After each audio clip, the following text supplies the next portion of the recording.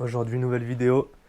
Donc, petite évolution sur l'Ibiza. Donc, j'ai reçu la nouvelle barre, la White Line. En vrai, comparé à la HR, je trouve les finitions, elles sont incres. Attends, je vais essayer de vous montrer ça. Genre, les paillettes, c'est verni.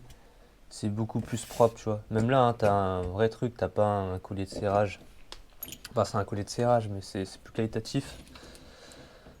Je sais pas si vous avez vu mon ancienne vidéo circuit, mais je parlais en gros du changement de mes barres. J'avais mis 2 HR sur les miennes, mais ça me plaisait pas. Je trouvais que la voiture elle engageait pas assez sur le sec, c'était pas optimisé. Surtout au niveau de la motricité. En fait, la barre elle va avoir tendance à tirer la roue intérieure au virage. Et bon, je me répète, comme c'est un Torsen, et bah s'il y a une roue qui est en l'air, elle transfère aucun couple sur la roue opposée. Donc au final, c'est comme si t'avais pas d'autobloquant quand t'es en fort appui. Donc le fait d'avoir mis la barre d'origine, ça permettait d'avoir des roues plus indépendantes. Je trouvais ça équilibré avec les barres HR. De toute façon, c'est les constructeurs, ils savent bien faire. À haute vitesse, c'était très très stable. Là, quand j'ai remis ma barre d'origine, en gros, j'avais essayé avec la barre HR de 25 mm à l'arrière. Et la barre d'origine à l'avant, au début, ça faisait bizarre. À haute vitesse, c'était pas très stable et tout, mais je me suis habitué. Et franchement, ouais, plus de motricité et plus de grip aussi à l'avant. Alors, je sais pas si la roue elle a plus de charge à l'avant, peut-être. En tout cas, ça répartit pas le grip de la même façon. En gros, si vous voulez réduire du grip sur un train roulant, et ben vous mettez les barres sur ce train roulant, vous majorez la barre. Par exemple, vous souhaitez avoir une voiture plus sous-vireuse, vous augmentez la barre à l'avant, et une voiture plus sur-vireuse, vous augmentez la barre anti-roulis à l'arrière. Donc elle a l'avantage d'être réglable. Donc par exemple, en temps de pluie, je pourrais mettre un réglage plus mou. En fait, c'est avec ce bras de levier là que ça se joue. Et à haute vitesse, pareil. Parce qu'à haute vitesse, les transferts de charge, ils sont accentués. Quand je dis haute vitesse, c'est des courbes à plus de 160, 170 quoi. Ce fort appui, des choses comme ça, dès que tu lâches le pied, elle va partir en travers. Donc les cylindres blocs ici, j'avais vu, pas besoin de les graisser. Il y a du PTFE à l'intérieur. Ça fait pas de bruit, ça a l'air quali. Les instructions, c'est bien. Par contre, c'est tout en anglais. Et c'est pas très... Ouais, on arrive à s'en sortir, mais bon.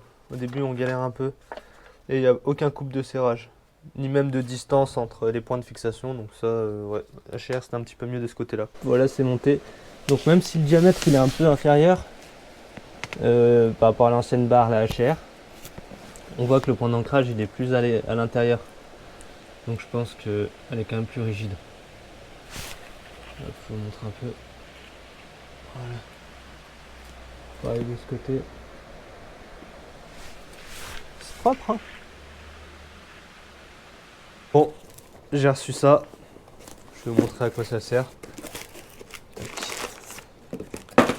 Donc c'était un kit, c'était universel, mais je crois ouais, pour Civic et Integra. Voilà ce qu'on a. Alors c'est des biellettes de bar stab arrière, en toute petite. J'ai regardé les dimensions avant de commander.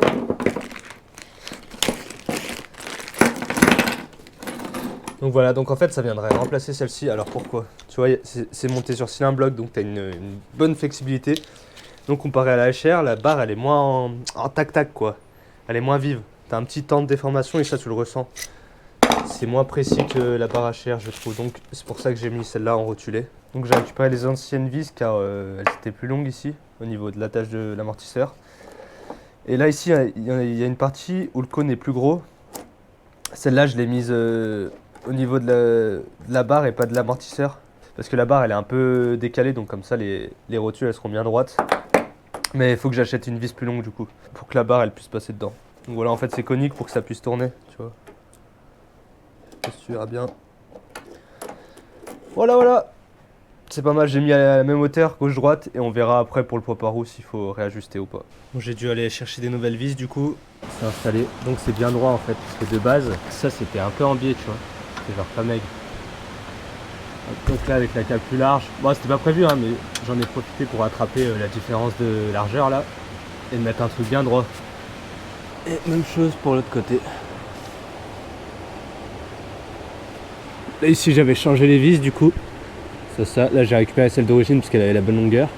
Là il manquait un peu de filetage. Ça sert à rien de mettre des biellettes de bar stab plus longues.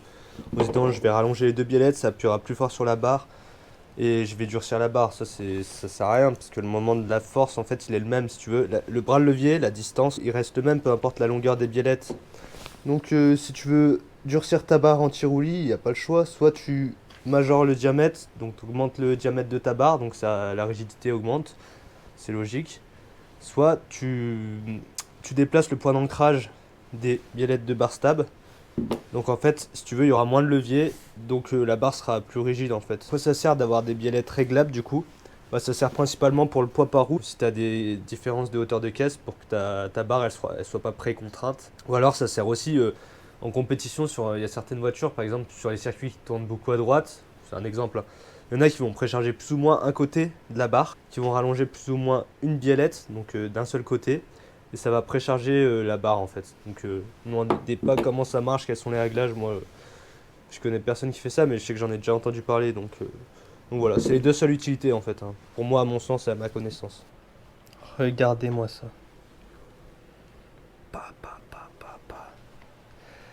Moi, au début, je pensais pareil aussi. Ouais, c'est Nankang, c'est du pneu chinois, c'est de la merde. Franchement, dans le milieu du track day, celui-là en vrai, c'est un peu une référence. Et déjà, regardez-moi le schéma, il parle de lui-même. Tu sais qu'il est là pour abattre quand tu vois ce genre de schéma. Tu vois ce que je veux dire?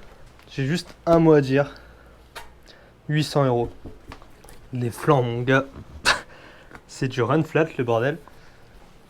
Et il n'y a pas l'air d'avoir beaucoup d'épaisseur. Donc je pense que ça doit être bien stable. Après, ça a l'air vraiment tendre. C'est la vache. C'est vraiment tendre de fou. Donc à voir si je les fume pas. Et ouais, 800 €. Pour finir comme ça. Donc là, ce que j'ai fait, c'est que j'ai nettoyé mes jantes. Ça, je le fais à chaque fois.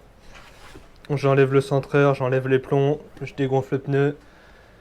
Et comme ça, le mécano qui va remonter mes pneus, il passe pas 20 ans. Il a juste à remonter les nouveaux.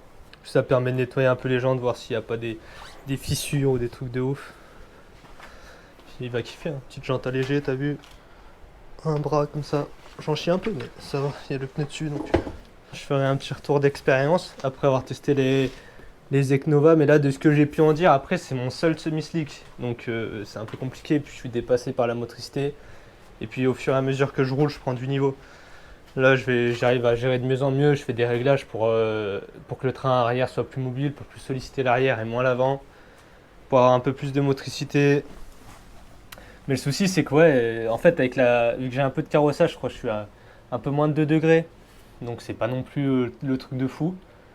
Et bah vu que j'ai pas mal de carrossage, ça use l'intérieur du pneu au patinage. Donc d'ailleurs là on le voit de ouf. Parce que ça c'est... Tu sais les circuits, là où je roule, ils tournent le plus à droite. Donc lui c'est le pneu droit. Donc tu vois que sur le côté ça va. Il a pas trop mangé. Par contre au niveau de la motricité, tu vois, là, vu qu'il y a du carrossage, et bah ça le détruit, tu vois. Et lui, tu vois, il a trop chauffé, donc il aurait fallu mettre un peu plus de carrossage. Mais d'un autre côté, tu vois la gueule de l'intérieur. Le problème, il vient du pilote, hein, je te le dis. Non, mais bon, faut que je m'entraîne à... Faut être moins agressif et nerveux. Faut être plus posé, réfléchir, doser, être soin. Parce qu'en plus, je suis pas une brute, moi, en vrai. Hein. J'arrive pas à 3 tours de volant, full sous-virage. Non, je fais ça...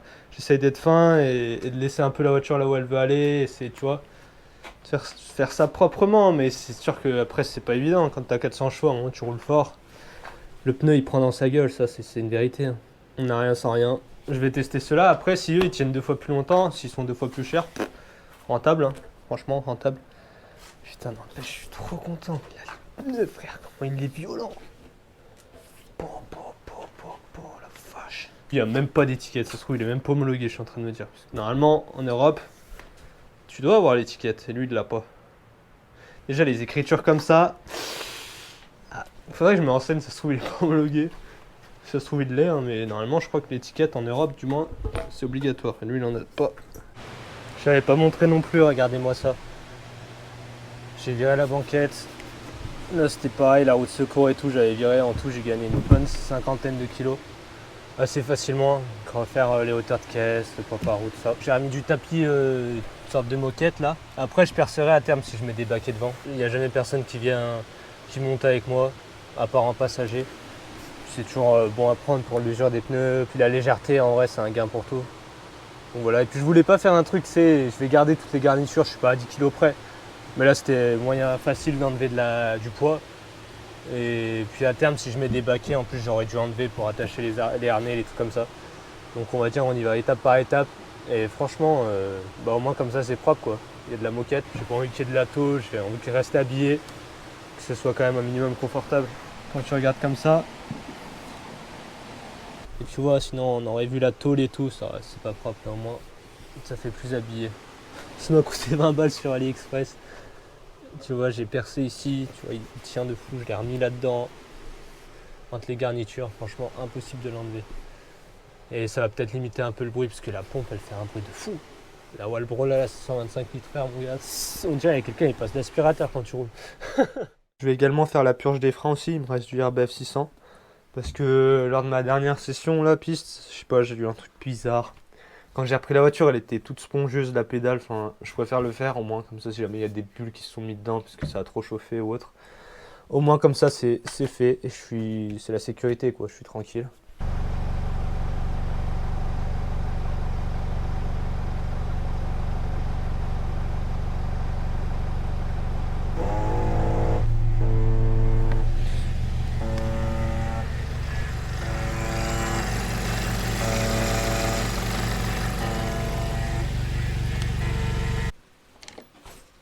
Je passe ma vie à les nettoyer.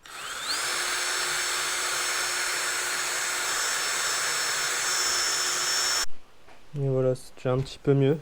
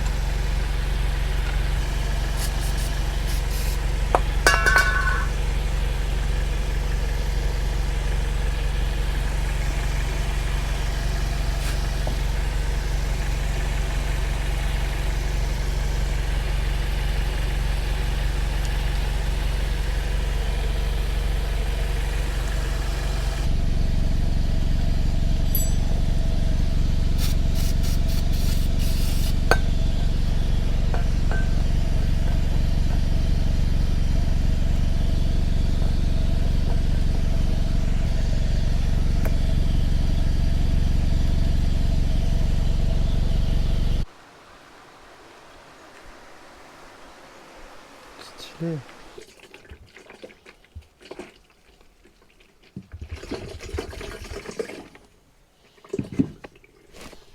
Bon, j'ai eu quelques petites bulles quand même. Le liquide était bien marron à l'avant.